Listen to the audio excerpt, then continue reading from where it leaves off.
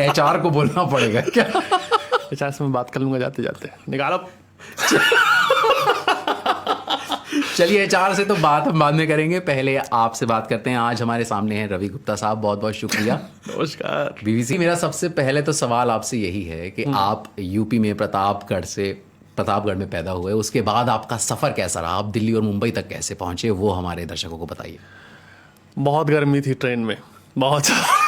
जब मैं आया तो रिजर्वेशन हम लोग का था, हम बहुत गरीब थे। जो बोगी होती ना, उसमें भी हमको जगह नहीं मिली। तो जो आज के टाइम पे तो उसको वॉशरूम कहते हैं, पहले लेटरिन बोलते थे, उसी में हम लोग घुस के आए, बहुत तकलीफ में आए।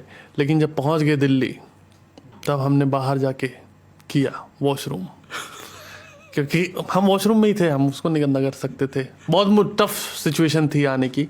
ट्रेन से आए हम लोग, उसका सवाल का जवाब ये है। और सफ़र बेकार रहा। सफ़र बेकार रहा। और दिल्ली में आके फिर कैसे, मतलब अपने परिवार के बारे में ज़रा हमें बताएं। माता पिता, भाई बहन, कौन कौन है?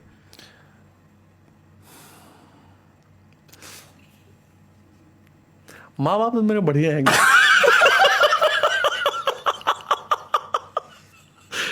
भाई मेरा बहुत थोड़ा सा ठीक नटखट है।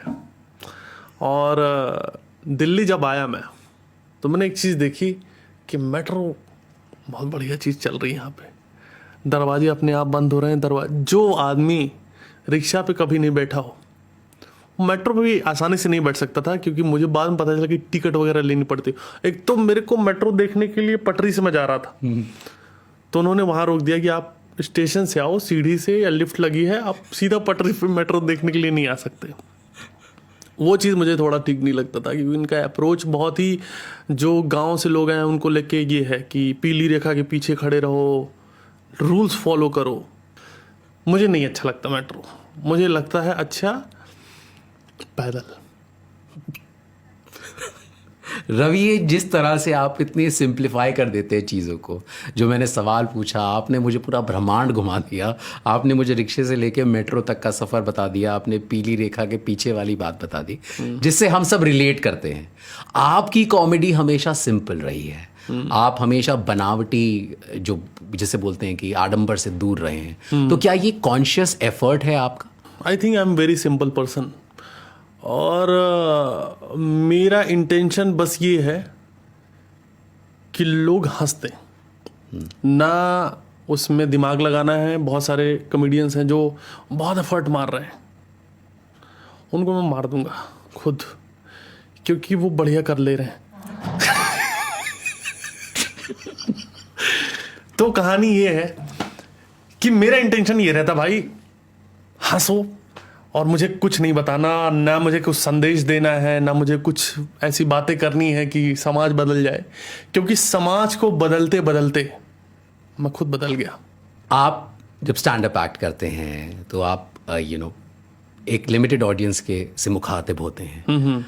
कोई ऐसा स्पेस है जो रवि गुप्ता है वो बाहर है, वो शख्स या वो जगह कौन सी है? मैंने ये जो मैं आपके साथ बैठा हूँ, आज ही मैंने अपने आप को एक्सप्लोर किया है, और मैं खुल के आपके सामने आया हूँ, यही मैं हूँ। This is my personality, a true gentleman, like that. And that's the meaning of the infrastructure of the definition. That's it, that's all. Whatever I want to kiss my dreams. भाई यही है। It's up to the person कि अगर वो व्यक्ति है जो मुंह बना के घूम रहा है जी, तो मैं नहीं ही बैठूंगा उसके साथ। भाई चिल करो, खुश रहो, बस कहानी ये है। नशे करके खुश मत रहो। मेरे माँ बाप को बहुत समझाया हूँ कि मेरा जेब खाली क्यों रहता हमेशा, वो मेरे पुड़िया रख लेते हैं अपने पास हमेशा। अब मैं क्या पूरा जंगल में मेहनत किया इतना दिन, मैं वहां से कसूरी मेथी लेके आया हूँ। कसूरी मेथी की बात करूंगा। आपके रील्स में कसूरी मेथी का जिक्र बड़ा होता है। आप जहां भी जाते हैं पहले तो भग यहाँ से, ऊपर से कसूरी मेथी। अभी आप लेह लद्दाख भी गए थे, वहां भी आपने रील्स में कसूरी मेथी डाली। तो किस तरह से आप स्क्रिप्टिंग करते हैं रवि? क्योंकि आपकी स्क्रिप्टिंग उस रील्स को या उन विजुअल्स को बहुत ऊंचाइयों तक पहुंचा देती है। किस तरह से स्क्रिप्टिंग करते हैं? मैं कोई स्क्रिप्ट नहीं करता हूँ। मैं ऑनेस्टली बता रहा हूँ, मैं बस रिकॉर्ड करता हूँ चीज़ें, और जो चीज़ वहाँ पर आ रही है वो बस मैं कर देता हूँ। कई बार रिकॉर्ड करते टाइम मैं सोचता हूँ कि ये बोलूँगा मैं, बट और मेरे साथ मेरा दोस्त रहता है सौरभ, तो हम दोनों का एक मिल के एक अलग कॉम्बिनेशन हो जाता है। तो कुछ कुछ बातें वो बोल रहा है, कुछ हम कर रहे हैं, और यही होता है कि जो चीज़ दिमाग में आ रही है कि मैं उसको अपने पर्सपेक्टिव से अलग तरीके से देखता हूँ। कि जैसे ले लिखा हुआ था उस पे एयरपोर्ट पे जी, तो हमने बोला ले और उन्होंने ले ले, और उसके बाद जो भी उसमें भाषा जुड़ती हो, तो वो चीज़ हो गई कि हम उसको उस तरह से बोल रहे हैं कि कहीं और जा रहे थे पर ये ले लद्दाख, तो ले लद्दाख चले गए, ले लद्दाख पहुंच गए। जैसे सौरभ होता है ना, तो वो अपने आप ही इनपुट देता रहता है जी। मैं और वो साथ में ट्रेवल करते हैं बहुत ज़्यादा, इसलिए क्योंकि हम लोग की एक वाइब सेम है, और दूसरी की वो जो है ना, वो भी बहुत कि रवि ये विचार आ रहा है इसको देख के, इसको ये कर लें क्या, हो सकता है मेरी एनर्जी डाउन हो, उसकी एनर्जी बहुत ज़्यादा रहती है, तो कई बार उसके आइडियाज़ होते हैं ये। हालांकि मैं हेल्प नहीं लेना चाहता, मेरे अंदर एक आर्टिस्ट वाला एक वो है कि ये मैं अपने ओन पे करना चाहता हूँ, इसमें मेरा पूरा पूरा वो हो। इट्स नॉट लाइक कि क्रेडिट वाली बात है, इट्स लाइक कि मैं खुद करना चाहता हूँ। मैं चाहता हूँ क्योंकि अगर वो नहीं रहा कभी, मतलब क्योंकि वो उसकी लाइफस्टाइल जो है वो ज़्यादा दिन रहेगा भी नहीं, लेकिन कि मैं तो हेल्दी हूँ ना, तो मैं लंबा अगर जी रहा हूँ तो मैं अपने तरीके से करना चाहता हूँ। मरा गया वो तो मेरे को फिर कैसे दिक्कत हो, आदत नहीं पड़नी चाहिए। तो लेकिन ये है कि हम दोनों का क्रिएटिव थॉट सेम हो जाता है, कभी वो सजेस्ट करता है, कभी कुछ मैं अटक जाता हूँ, तो मैं सोचता हूँ भाई इसमें क्या करूँ मैं, तो वो बता देता है। और चूंकि मैं समझ पाता हूँ कि मैंने इतने शक्तिमान देखते थे, कॉमिक्स पढ़ते थे, थोड़ा साहित्य पढ़ा, बालहंस पढ़ी, चंपक पढ़ी, तो उससे शब्दावली आ जाती है, क्रिएटिव एक वो चीज़ आ जाती है कि हर चीज़ तुम तूफानी देख रहे हो। हाँ, कि मैं जा रहा हूँ पर मैं निकल चुका था धरती के उस छोर से। हॉलीवुड फिल्मों की जो हिंदी होती है, आप देखो, ये सारी चीज़ें मैं एग्जैक्ट नहीं बोल सकता कि वो कहाँ है, पर वो शायद कच्चा पक्का माल इकट्ठा होके यहाँ पे आ गया है, और वो जो मुझे, और वो क्रैक हो गया एक्चुअली। मैं बहुत सारी चीज़ें पहले भी करता था, मैंने कम से कम 20 तरीके की वीडियोस बनाए हैं अलग अलग। अच्छा। कि मैं पहले खाना बनाता था, कभी मैं कोई कैरेक्टर प्ले करता था, कभी मैं दूसरी भाषा में खाना बनाता था, या बीच में मैंने एक सीरीज शुरू करी है कि मैं इंजीनियरों की लाइफ कैसी होती है, आर्टिस्टों की लाइफ कैसी होती है, सीए की लाइफ कैसी होती है। ये जो चीज़ हो गई, ये क्रैक हो गई, लोगों को मज़ा आ गया, लोगों को बहुत पसंद आ गया ये। और मैंने जब ये पैटर्न डालना शुरू कर दिया तो फिर मुझे लगा कि लोगों को अच्छा लग रहा है भाई, लोग भी बोलते हैं, शो में आके बोलते हैं कि भाई मैं शो होता है 1.5 घंटे का, उसके बाद कुछ लोग फोटो खिंचाने के लिए मान लो आते हैं जी, मिलने के लिए, तो बोलते हैं कि आपका व्लॉग अच्छा था। हम कहे कि मैं 1.5 घंटे से गला फाड़ रहा हूँ अपना, अभी शो किया तुमको साला वही 1.5 मिनट का व्लॉग ही अच्छा लगा, तो मुझे बुरा भी लगता है, पर पैसे आते हैं तो ठीक लगता है। लोग पैसा लेके आते हैं टिकट लेके। इंडियाज गॉट लेटेंट एक शो है, समय रैना का शो है वो, उसमें आप अभी एक वीडियो हम देख रहे थे, उसमें आप गए थे, और उसमें आप अमूमन अपनी कॉमेडी आप साफ रखते हैं, पर एक अपशब्द सुनाई दिया तो हम सबको बड़ा वो लगा। क्या अपशब्द था बताइए? तो मेरा सवाल यही था कि अबूबर आप ऐसे शब्दों का इस्तेमाल करने से परहेज करते हैं, पर उस वक्त क्या पीयर प्रेशर था या कि था अरे हम भी हैं, हम भी बोल सकते हैं, तो बोल दिया? नहीं, ऐसा कुछ नहीं है। समय को देखते ही गाली निकल जाती है। समय की जो पर्सनैलिटी है ना, वो वैसी है कि उसको देखते ही कि पता नहीं क्यों याद आने लगते हैं उसके कि मैं इसकी ऐसी तैसी कर दूं। समय ऐसे है, उसको देखते और फिर ऐसा कुछ नहीं था, मतलब कि मेरे अंदर मैं देता हूँ आप, it was very natural, it was very natural जी। मैं अपने स्टैंड अप में थोड़ा सा करता हूँ अवॉइड बिजनेस पर्पस, क्योंकि कम गालियाँ देने पे कॉर्पोरेट शोज ज़्यादा मिलते हैं, और मेरे को भूख है पैसे की। जो बात है वो बात है, मैं खुल के बताना चाहता हूँ। आप ये इंटरव्यू जो फ्री में करवा रहे हो ना मुझसे, मेरा कम से कम नहीं तो 8,000 का नुकसान हुआ है इस टाइम। इस 8,000 रुपये में क्यों मेरे को ऐड आया था एक बिंदी की कंपनी का लगाने वाला, वो मैंने छोड़ दिया। अब मैं लिपस्टिक ऐड करूँगा। चलिए 8,000 आपने बोला इंटरव्यू का नुकसान हो गया। तो एक स्टैंड अप कॉमेडियन कितना पैसा बना लेते हैं, मतलब चाहे आप फिगर्स ना बताएं, बट फिर भी क्या इतना पैसा कमा लेते हैं कि घर आराम से चल जाए और बीवी बच्चों को लेके आप विदेश यात्रा पे निकल सकें? मैं एक चीज बताऊं, स्टैंड अप कॉमेडी ये अपनी जगह है, सबका अपना तरीका है। पैसे और मोरल्स दोनों अलग चीजें। मैं पैसों पे मैं आपको एक चीज बताऊं, मैं कभी भी गुटखा पान मसाला का ऐड नहीं करूंगा। मेरे पास आया था इनफैक्ट एक पान मसाला बहुत बड़ा ब्रांड है, उसका ऐड आया था। मॉरल्स के लिए पैसे कम दे रहे थे वो लोग मुझे, उन्होंने बहुत कम रखा। 2-3 हज़ार पे बात फंसी हुई थी और उनका जो मटेरियल था वो प्रीमियम नहीं था। सुपारी उनकी मसूड़े में चुभ गई थी मेरे, मुझे वो नहीं पसंद है। मुझे है कि माल बड़े, मैं पहले इस्तेमाल करूं फिर विश्वास करूं। मैंने शैम्पू का भी ऐड किया है, तो मैंने प्रॉपर इस्तेमाल किया, खाया है शैम्पू। अगर बढ़िया शाइनी निकल रहा है माल दांत से, है मटेरियल। शैम्पू की बात भी मैं किससे कर रहा हूँ मैं वही बोल रहा था।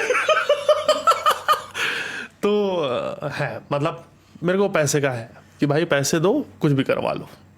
क्या आपने सवाल पूछा? मैंने सवाल पूछा कि आप मतलब ये बात तो साफ है कि मैं आपसे जो सवाल पूछूंगा आप मुझे कहीं भी ले जाएंगे। नहीं नहीं भाई, मैं जेन्युइन ऐसा नहीं हूँ। आप जनरली ऐसे हैं? नहीं, मैं जेन्युइन ऐसा, मेरे को सोसाइटी ने बनाया, माँ बाप ने बनाया, मेरे को फोर्स कर करके उन्होंने स्टैंड अप करवाया।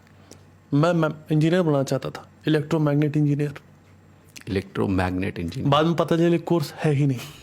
मेरे को म्यूजिक सीखने का मन था, पर मेरे को कोई भी म्यूजिक कॉलेज मेरे को एडमिशन ही नहीं दिया। वो बोले हम बीन वीन नहीं सिखा पाएंगे।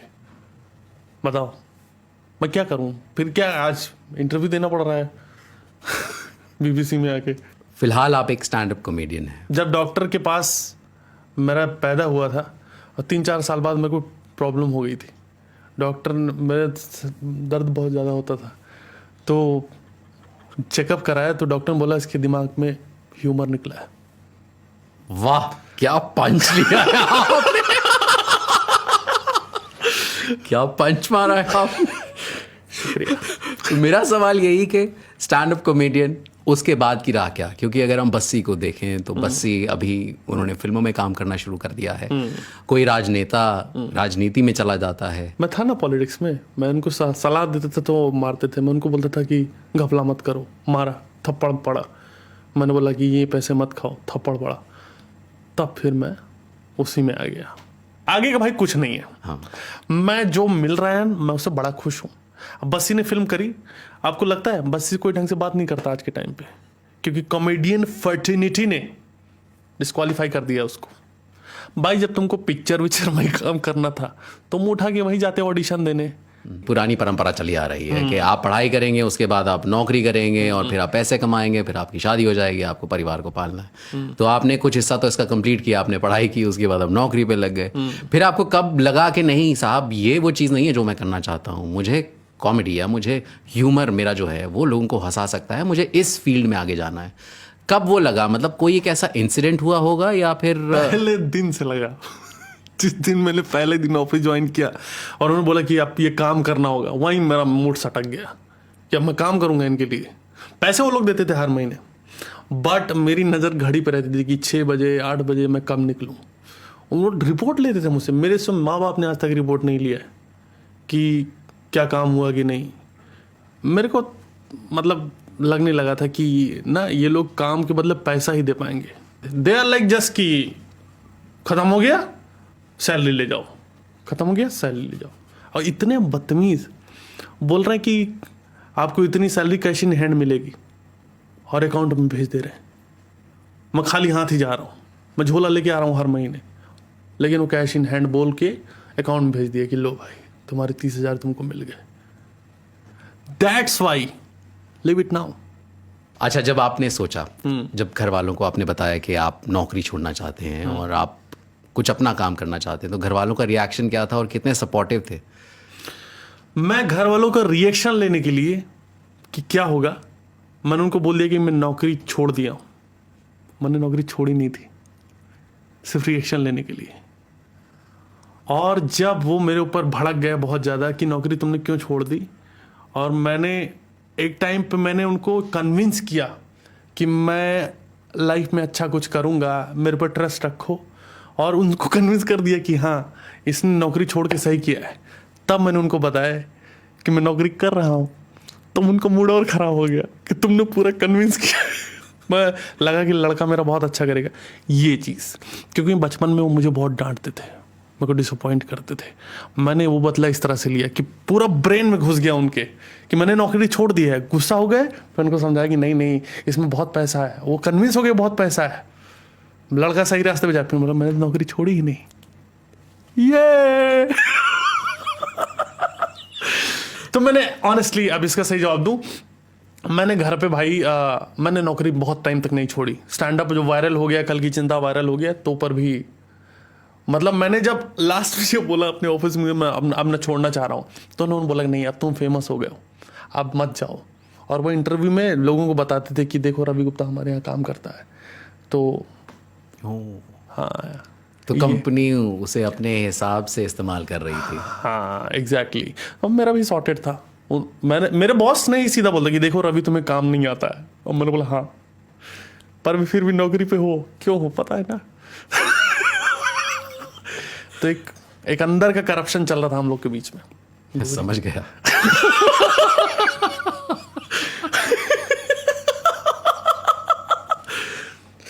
अच्छा, सबसे ज्यादा खुशी कब हुई थी आपको रवि? मतलब एक इंसान जब पहली गाड़ी खरीदता है या पहला घर खरीदता है या कुछ अपने पैसों की कमाई, ऑफ कोर्स हमने बहुत छोटी छोटी खुशियां आती हैं, बट बड़ी खुशी कब आई आपकी ज़िंदगी में कि आपको लगा कि मैंने अब पूरी दुनिया पाली है? ऐसा कब लगा आपको? मैंने जब दिल्ली में घर लिया, मुझे बहुत अच्छा लगा कि मैं कुछ कर रहा हूँ, कुछ किया मैंने। 2-3 साल के अंदर ही मैंने घर ले लिया था, क्योंकि गांव में जो माँ बाप की प्रॉपर्टी थी वो बेचवा दी मैंने। कोई भी जो स्टैंड अप कॉमेडी करना चाहता है, एक कॉमेडियन बनना चाहता है या अपने ह्यूमर का इस्तेमाल करना चाहता है, उसके लिए आपकी क्या एडवाइस रही? वही सवाल, ये मैं बहुत बार बोल चुका हूँ कि भाई क्यों करना चाहते हो। मुझे हंसाना अच्छा लगता तो मैंने स्टैंड अप करना शुरू कर दिया। मेरे दिमाग में पहले ये नहीं था कि पैसा बाद में आता है जी। मतलब 8 साल किया मैं, उसमें 8 साल में मैंने 6 साल तो ऐसे ही गुजारे हैं जिसमें 1 रुपया नहीं कमा रहा था मैं। 2 साल में वायरल हुआ तो वो चीज़ें हैं, पर मुझे मेरा प्रेम था कॉमेडी को लेके। तो 12 टिकट भी किए, तो दिल्ली से जा रहा हूँ मैं जयपुर शो करने के लिए। तो वो वाला था कि मुझे हंसाना है, लोगों को पसंद आ रहा है। तो अगर वो उस लेवल का डेडिकेशन है या नहीं भी है, अगर आपको हंसाना इन जनरल अच्छा लगता है आप करो, पैसे शायद आ जाएंगे। पर दिमाग में ये है कि पैसे कमाना है तो फिर बैंक लूटना छिनाती। थैंक यू सो मच, आपने अपने समय दिया। Thank you so much BBC Hindi में आने के लिए आपको बहुत बहुत शुक्रिया। Thank you so much. बहुत बहुत शुक्रिया।